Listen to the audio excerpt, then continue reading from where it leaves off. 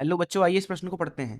तांबे की एक बंद कुंडली जिसका क्षेत्रफल 1 मीटर गुणे 1 मीटर है, किसी अक्ष के परितः घूमने के लिए स्वतंत्र है। कुंडली 0.1 वेबर प्रति मीटर के वर्ग के चुंबकीय क्षेत्र के लंबवत रखी है। अब कुंडली को 0.01 सेकंड में 180 अंश के कोण से घुमाया जाता है। कुंडली में जो प्रेरित विद्युत वाहक बल है तथा प्रेरित धारा है उसका मान ज्ञात कीजिए। कुंडली का जो प्रतिरोध है वो है 2 ओम। फिर बोला जा रहा है कि यदि कुंडली खुली हो तो विद्युत वाहक बल तथा धारा कितनी होगी। आइए इस प्रश्न की मुख्य अवधारणा की चर्चा करें। मुख्य अवधारणा, चलिए मान लीजिए हमारे पास में एक कुंडली है कुछ इस तरीके से। ये कोई कुंडली है। मान लीजिए इसका क्षेत्रफल सदिश इधर की दिशा में है, इसके तल के अभिलंबवत ए सदिश। हम क्या करते हैं, इस कुंडली के ऊपर एक समान एक चुंबकीय क्षेत्र लगा देते हैं, एक नियत चुंबकीय क्षेत्र। इस तरीके से पूरे क्षेत्रफल में यह चुंबकीय क्षेत्र बी ही है, जो कि क्षेत्रफल के साथ थीटा कोण पर है मान लीजिए। तो इस कुंडली से जो कुल फ्लक्स गुजरेगा उसका मान लिखा जाएगा बी डॉट ए, अर्थात चुंबकीय क्षेत्र और क्षेत्रफल का अदिश गुणनफल। या इसको आप ऐसे भी लिख सकते हो, ए सदिश डॉट बी सदिश। तो फ्लक्स का मान यहां से मिलेगा क्षेत्रफल का परिमाण गुणे चुंबकीय क्षेत्र का परिमाण गुणे कॉस थीटा। ये चुंबकीय फ्लक्स का मान। अब मान लीजिए जो ये फ्लक्स है जो कि इस कुंडली से गुजर रहा है, ये फ्लक्स जो है वो परिवर्तित होने लगे समय के साथ। जैसे ही आप किसी कुंडली से फ्लक्स को परिवर्तित करते हो, जो कुंडली होगी वो उस परिवर्तन का विरोध करेगी, उसके लिए वो अपने अंदर विभव उत्पन्न कर लेती है। तथा अगर ये चालक कुंडली हुई तो धारा भी प्रेरित हो जाएगी। मान लीजिए कि ये कोई एक चालक कुंडली है जिसका प्रतिरोध जो है वो आर है।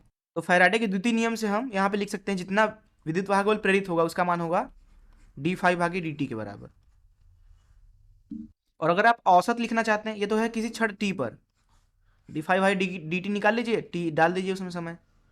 और अगर ई औसत चाहिए आपको, औसत, तो इस अवस्था में ये मिलेगा डेल्टा 5 भागे डेल्टा टी।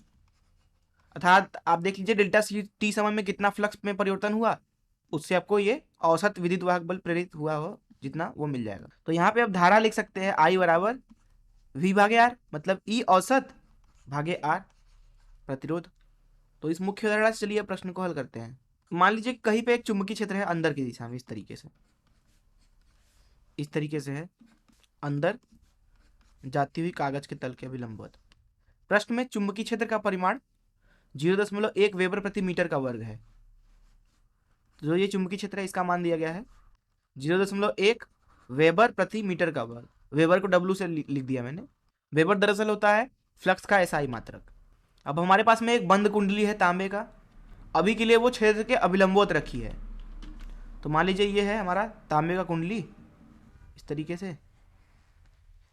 इसका जो क्षेत्रफल है ए, वो हमें दिया गया है। क्षेत्रफल कितना है, ए बराबर 1 मीटर गुणे 1 मीटर, मतलब 1 मीटर का वर्ग। मान लीजिए अभी के लिए जो इसका क्षेत्रफल सदिश है वो अंदर की दिशा में है, क्षेत्रफल सदिश अंदर की दिशा में, और ये इस अक्ष के परितः घूम सकती है। प्रश्न बोल रहा है इसको 180 अंश से आप घुमा दीजिए। जब आप इसको 180 अंश से घुमा देंगे तो क्षेत्रफल सदिश जो कि पहले अंदर था वो बाहर की दिशा में आ जाएगा, कुछ इस तरीके से अवस्था आ जाएगी। क्षेत्रफल सदिश बाहर की ओर, ए सदिश। इसको जब 180 अंश से मोड़ दिया जाता है तो 180 अंश। बोला जा रहा है जो लूप है यहाँ पे तांबे का बना हुआ, उसका प्रतिरोध है 2 ओम के बराबर। देखिए पहले प्रेरित विभव निकालते हैं। जितने समय में ये कार्य किया गया वो समय दिया गया है यहाँ पे 0.01 सेकेंड, 0.01 सेकेंड। अब देखिए प्रारंभिक अवस्था में जो फ्लक्स है उसका मान लिख सकते हैं फ्लक्स बराबर क्षेत्रफल गुणे चुंबकीय क्षेत्र गुणे कॉस थीटा। अब यहाँ पहली स्थिति में क्षेत्रफल भी अभिलंबवत है कागज के तल के अंदर की तरफ और चुंबकीय क्षेत्र भी, तो उनके बीच में कोण 0 अंश है। वही अगर अंतिम फ्लक्स लिखना चाहें फाई एफ से दर्शा देते हैं तो वह है क्षेत्रफल गुणे चुंबकीय क्षेत्र गुणे कॉस। देखिए क्षेत्रफल अब कागज के तल के अभिलंबवत बाहर की तरफ है और चुंबकीय क्षेत्र कागज के तल के अभिलंबवत अंदर की तरफ है, तो दोनों के बीच में जो कोण है वो अब 180 अंश हो गया। इसलिए यहां पे लिखेंगे जो प्रारंभिक फ्लक्स है वो है ए बी कॉस 0, मतलब ए बी, ए बी, ए है क्षेत्रफल यहाँ पे 1 मीटर का वर्ग गुणे बी चुंबकीय क्षेत्र है 0.1, मात्रक आ जाएगा वेबर, तो ये हो गया 0.1 वेबर। ये है प्रारंभिक फ्लक्स।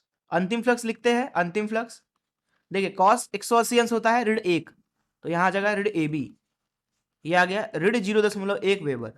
इसलिए यहाँ पे फ्लक्स में अगर परिवर्तन का परिमाण लिखें बस, तो वह है 0.1 धन 0.1, अर्थात अंतिम फ्लक्स ऋण प्रारंभिक फ्लक्स का परिमाण, जो कि हो जाएगा 0.2 वेबर। समय में परिवर्तन दिया गया है हमें, कितना है 0.01 सेकेंड। तो यहाँ पे हम लिख सकते हैं कि जितना विभव प्रेरित होगा औसत मान उसका हो जाएगा डेल्टा फाई का परिमाण भागे डेल्टा टी, ये हो जाएगा 0.2 भागे 0.01, जो कि है 20 वोल्ट के बराबर, 20 वोल्ट।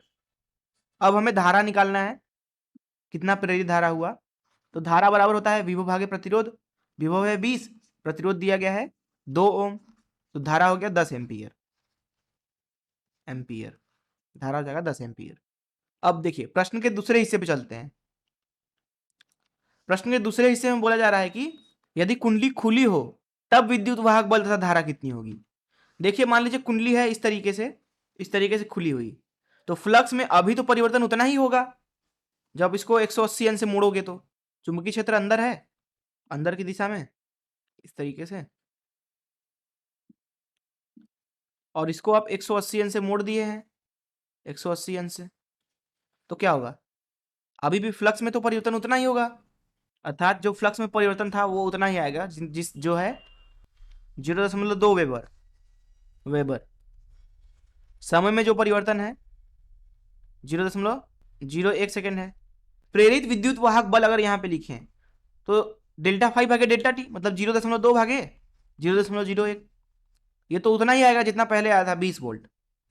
लेकिन अब देखिए धारा जो होगा यहाँ पे, प्रेरित धारा वो शून्य होगा, क्योंकि परिपथ जो है वो टूटा हुआ है, परिपथ बंद है ही नहीं, खुला हुआ है।